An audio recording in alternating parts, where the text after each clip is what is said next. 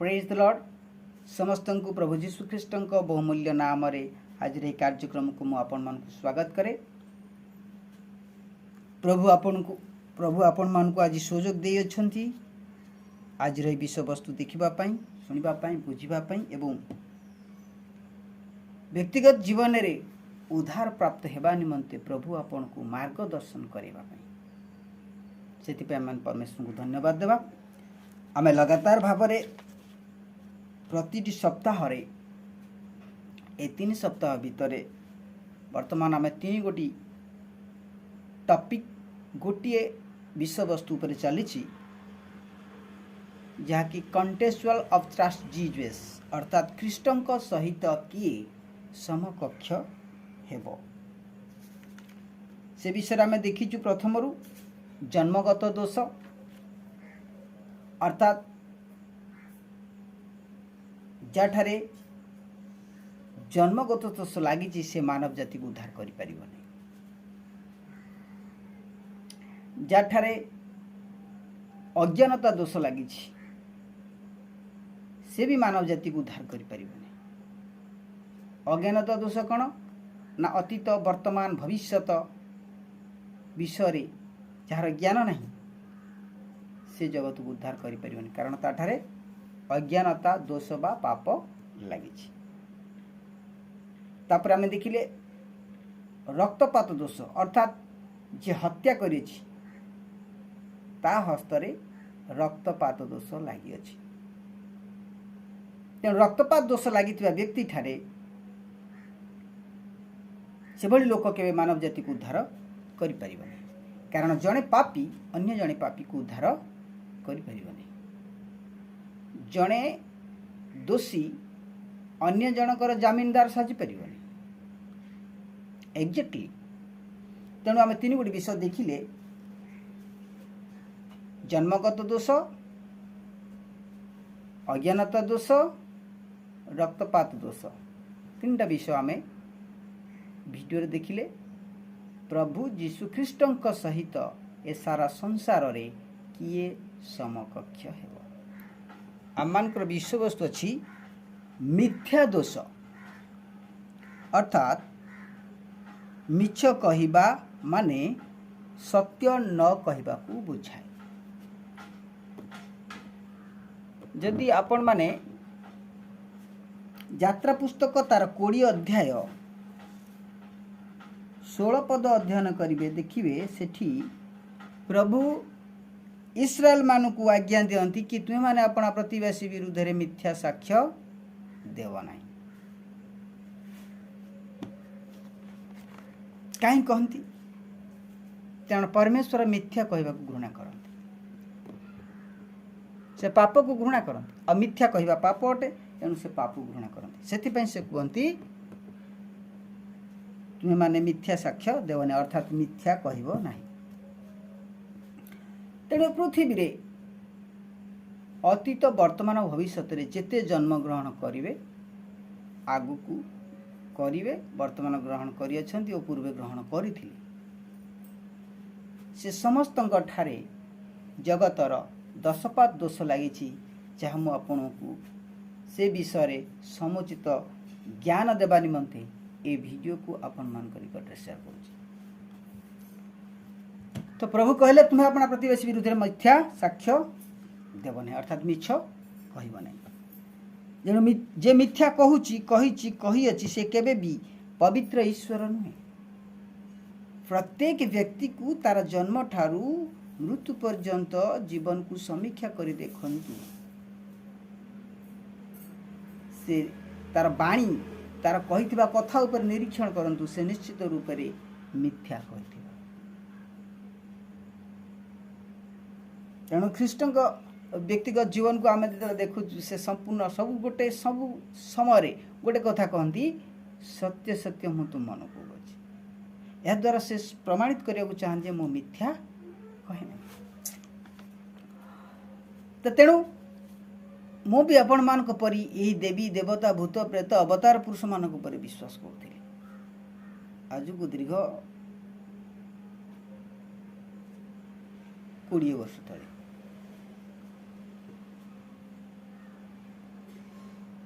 तो जेतेबेले मु सत्य को जानिली सेतेबेले मु बुझिली जे ये सब मत उद्धार करि परिबे नै, ए भगवान मान मत उद्धार करि परिबे नै, ए ठाकुर मान मत उद्धार करि परिबे नै। हेई पारे मो देह असुस्थ अछि, मते माने सुस्थ कर दे पारंती, मो दारिद्रता क्षेत्र अछि ये तो मते धनी कर दे पारंती, पापर उद्धार करी ईश्वरंकर पवित्र राज्य रे प्रवेश करि परिबे नै। ए वाक्य कहे समुदाय जगत लाभ कला परे जदि तुम जीवन तुम ठार नहीं निया जाए ताहले तुमर कौन लाभ। अतः संसार रो प्रत्येक विषय वस्तु मूल्यहीन उद्धार बिना, उद्धार प्राप्त न हेबा पर्यंत ए सब मूल्यहीन परित्राण विहीन जीवन पाई ये संसार समस्त सुख स्वाच्छंद्य भोग विलास मूल्यहीन। तेणु मोर प्रिय माने आगुर मध्य हरे कृष्ण हरे राम भजन अर्चन करुथिली, कारण मु शुणुथी लोक मैंने कहते ए नाम भजन अर्चन कले पाप छाड़ी जीव। मु भजन अर्चन कर जो कृष्ण को जीवन को मैं समीक्षा कली आरंभ शेष पर्यंत सेते बेले अनुभव कली ना ना ना ये मत उद्धार कर, कारण तांकर बाल्य जीवन को आम देखू जेते बेले कि से गोपपुर थिले, गोपरे बाल्य लीला करुथिले, तांको जीवन अति पापपूर्ण जीवन थिला। से अनेक मिछ कहिछंती, मु से ऊपर गोटे श्लोक देवा पई चाहे आपन को सुनै देवा पई चाहे कि केते दूर सत मु कहूची आपन मान को निकट रे। श्यामा पातुघन अंधकार निषिधे प्रवेश श्यामपुरे, भ्रांत चुबंते सस्यामी बदने धृतता गति फणिना, आकर्षणे शशिकिरणा ममात जरती इति बधयति। अर्थात श्री कृष्ण आउ राधा सहित गुप्त प्रणय चली बोली चंद्रसेना जानीपारी। तेणु चंद्रसेना गोगोष्ठ को न जाई गोटे दिन लुचिकी कृष्ण को भितर चली पाप संपर्क को जानिबा पाई से द्वार सामने जगिकी शोइछि। ग्रीष्म समय श्यामा पातुघन अंधकार निषिधे, अर्थात श्याम घोर अंधकार मध्यरे प्रवेश श्यामापुरे, अर्थात श्यामापुरे कहले राधापुर रे प्रवेश कर। भ्रांते चुंबती सस्याम बदने, अर्थात भ्रांत होई श्रीकृष्ण चिंता करछंती जे बोधे राधा सुंदरी मो विषय चिंता करी करी से घर भीतर रही न पारि आसी घरर द्वार बंधरे मते अपेक्षा करी करी सोई पड़िछंती। यह चिंता करी से भ्रांत होई पड़िछंती, सेति में लिखा जाए भ्रांत चुंबन्ते सस्यामि बदने, अर्थात से भ्रांत होई कि कौन कर खुशी रे जाई कि चंद्रसेना कुंढेई धरिकी ताकू गुटे चुंबन कर दैछंती। द्रुत गति फणिना, जेपरी जेमिति से ताकू कुंढेई की चुंबन करिछंती, चंद्रसेना कौन कि फणिना माने सर्प परि फही उठिछि। आकर्षण शशिकिरणा ममात जरती इति बदती, अर्थात चंद्रसेना आकर्षण कर शशिकिरण कले बोधे चंद्र किरण को कृष्ण को धरिकी नहीं आसी। कृष्ण कौन करछंती तरबर भाव रे कहले बाबरे बाबू मु आज धरा पड़ी गली मामू हाथ रे। मो हठात से कौन करछंती चंद्रसेनार माँ रूप को धारण करछंती एवं चंद्रसेना कह तू किए कह कि ताको पिटिबा पई इच्छा बाड़ेबा पई माड़ देबा पई बाहरला को चंद्रसेना कौन श्रीकृष्ण कौन माता रूप धारण करी कहउछंती रे बापा मु जानिबा को पारली तू आज गोगोष्ठ को जाइनो ममात जरती इति बदते, अर्थात मु भाबिली कि मो पुत्र जर मुंडुबत देहपा बोधे कौन खराब से ଗୋଗୋଷ୍ଠକୁ ଯାଇନି, ମୁଁ ଯାଉଛି ତା ପାଦ ଟିକେ ମଚାଡ଼ି ଦେବି। ମାନେ ଶ୍ରୀକୃଷ୍ଣ ମାମୁଁ ଚନ୍ଦ୍ରଶଣା ଆଗରେ ମିଛ କହୁଅଛନ୍ତି। ତେଣୁ ମୋର ପ୍ରିୟମାନେ, ଶାସ୍ତ୍ର ପ୍ରମାଣ ଦେଉଛି ମିଛ କହୁଛି। ଆଉ ଗୋଟିଏ ଲୋକମାନେ ଗୋଟେ ଶ୍ଲୋକ ପାଠ କରନ୍ତି। ବ୍ରଜେ ପ୍ରସିଦ୍ଧ ନବନୀତ ଚୌର ଚୋରାଙ୍ଗନାନାଞ୍ଚ ଦୁକୁଳେନ ଚୋର ଅନେକ ଜନ୍ମାର୍ଜିତ ପାପ ଚୌର ଚୋରାର୍ଘ୍ୟ ପୁରୁଷାନ୍ନ ନାମୀ। ଅର୍ଥାତ୍ ବ୍ରଜେ ପ୍ରସିଦ୍ଧ ନବନୀତ, ବ୍ରଜପୁରରେ ଜଣେ ବଡ଼ ଚୋର। ବ୍ରଜାଙ୍ଗନାନାଞ୍ଚ ଦୁକୁଳେନ ଚୋର, ଅର୍ଥାତ୍ ବ୍ରଜବାଳୀ ମାନଙ୍କର ଦୁକୁଳେନ ବୋଲତେ ପାଲଟା ବସ୍ତ୍ରକୁ ସେ ଚୋରି କରିଥିଲେ। ଆଉ କ'ଣ ଚୋରି କରିଥିଲେ? ବ୍ରଜେ ପ୍ରସିଦ୍ଧ ନବନୀତ ଚୋର ଚୋରାଙ୍ଗନାନାଞ୍ଚ ଦୁକୁଳେନ ଚୋର ଅନେକ ଜନ୍ମାର୍ଜିତ ପାପ, ଅନେକ ଜନ୍ମ ଜନ୍ମର ପାପକୁ ସେ ଚୋରି କରିଥିଲେ। ଚୋରାଙ୍ଗନାନାଞ୍ଚ ଅନେକ ଜନ୍ମାର୍ଜିତ ପାପ ଚୋର ଚୋରାର୍ଘ୍ୟ ପୁରୁଷର ପାପକୁ ମଧ୍ୟ ସେ ଚୋରି କରିପାରନ୍ତି। ଏମିତି ଗୋଟେ ଶ୍ଲୋକ ଅଛି। ଏ ଶ୍ଲୋକ ଦ୍ୱାରା ଲୋକ ଅନେକ ପ୍ରଭାବିତ ହୋଇ କୃଷ୍ଣଙ୍କଠାରେ ବିଶ୍ୱାସ କରିବା ପାଇଁ ବାଧ୍ୟ ହୁଅନ୍ତି। କିନ୍ତୁ ମୁଁ ୟା ପୂର୍ବରୁ ଯେଉଁ ଶ୍ଲୋକ ଆପଣମାନଙ୍କୁ କହିଲି କି ଶ୍ୟାମା ପାତୁ ଘନ ଅନ୍ଧକାର ନିଷିଦ୍ଧେ ପ୍ରବେଶ ଶ୍ୟାମାପୁରେ, ଏହାଦ୍ୱାରା ସ୍ପଷ୍ଟ ହୁଏ ଶ୍ରୀକୃଷ୍ଣ ଶ୍ୟାମାପୁରକୁ କାହିଁକି ଯାଇଥିଲେ? ବ୍ୟଭିଚାର କରିବା ପାଇଁ। ତାଙ୍କଠାରେ ବ୍ୟଭିଚାର ଅପରାଧ ମଧ୍ୟ ଲାଗିଛି। ଖାଲି ମିଥ୍ୟା ଦୋଷ ନୁହଁ, ମାମୁଁକୁ ମିଛ କହିନାହାନ୍ତି, ବ୍ୟଭିଚାର ଅପରାଧ ମଧ୍ୟ ତାଙ୍କଠାରେ ଲାଗିଛି। ଶ୍ୟାମାପୁରରେ କ'ଣ କାମ ଥିଲା ତାଙ୍କର? ତେଣୁ ଏଇ ପୂର୍ବରୁ ଏଇ ଯେଉଁ ଶ୍ଲୋକ ବ୍ରଜେ ପୁରୁଷାନୁକ୍ରମିକ ପାପ ସେ ଚୋରି କରି ନିଅନ୍ତି ବୋଲି କୁହାଯାଇଛି, ଖାଲି ଲେଖିଦେଲେ ହବନି ଆଜ୍ଞା। ଖାଲି ଶାସ୍ତ୍ରରେ ଲେଖିଦେଲେ ହବନି କି ଏହାଦ୍ୱାରା ପାପ କ୍ଷମା ହୋଇଯିବ। ଯାହାକୁ ଆମେ ବଢ଼େଇ ଚୁଡ଼େଇକି ଟେକିକି ଭଗବାନଙ୍କ ଆସନରେ ଈଶ୍ୱରଙ୍କ ସିଂହାସନରେ ବସଉଛୁ, ସେ ଲୋକଟା ଈଶ୍ୱରଙ୍କ ସମକକ୍ଷ ହେବା ପାଇଁ ଯୋଗ୍ୟ ହେଇଥିବା ଆବଶ୍ୟକ। ପରମେଶ୍ୱରଙ୍କ ସିଂହାସନରେ ବସିବା ପାଇଁ ଶ୍ରୀକୃଷ୍ଣ ଅଯୋଗ୍ୟ। ଏ ପୃଥିବୀରେ ଏପରି କୌଣସି ବ୍ୟକ୍ତି ନାହିଁ ଯେ କି ପରମେଶ୍ୱରଙ୍କର ସିଂହାସନରେ ବସିବା ପାଇଁ ଏକମାତ୍ର ଖ୍ରୀଷ୍ଟଙ୍କୁ ଛାଡ଼ିଦେଲେ। ତ ମୋର ପ୍ରିୟମାନେ, ତେଣୁ ଆମେ ଦେଖୁଛୁ ଚନ୍ଦ୍ରଶଣାଙ୍କୁ ମିଛ କହୁଛନ୍ତି। ରାଧା ସହିତ ଗୁପ୍ତ ସମ୍ପର୍କ ଅଛି, ପାପ ସମ୍ପର୍କ ଅଛି, ବ୍ୟଭିଚାର ଦୋଷ ମଧ୍ୟ ଲାଗିଛି। ଏଠି ଦୁଇଟା ଦୋଷ ଏକାଥରେ କ୍ଲିୟର ହେଇଗଲା ଆଜ୍ଞା। ଖାଲି ସେତିକି ନୁହଁ, ଖାଲି ମାମୁଁକୁ ମିଛ କହିନାହାନ୍ତି, ପୁରା ବ୍ରଜବାସୀଙ୍କୁ ମିଛ କହିଅଛନ୍ତି। ଅନେକ ସମୟରେ ୟା ତା ଘରୁ ସରଳ ବଣି ଚୋରି କରି ଖାଆନ୍ତି, ଧରା ପଡ଼ିଗଲେ ଠକି ଦିଅନ୍ତି, ମିଛ କୁହନ୍ତି ନାହିଁ ମୁଁ ଖାଇନି ବୋଲି।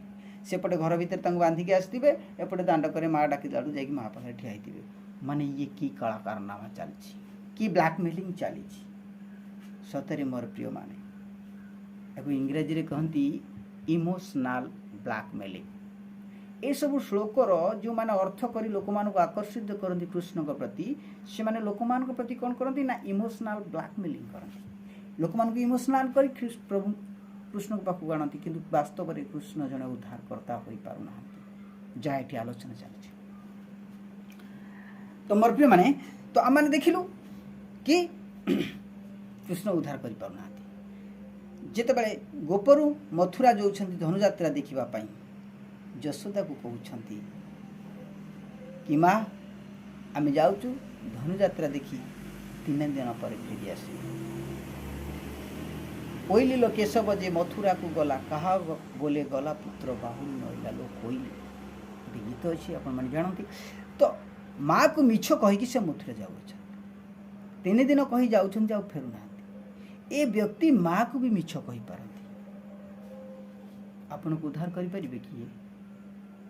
ମିଥ୍ୟା ଦୋଷ ଲାଗିଛି ତାଙ୍କଠାରେ, ଉଦ୍ଧାର କରିପାରିବେ କି?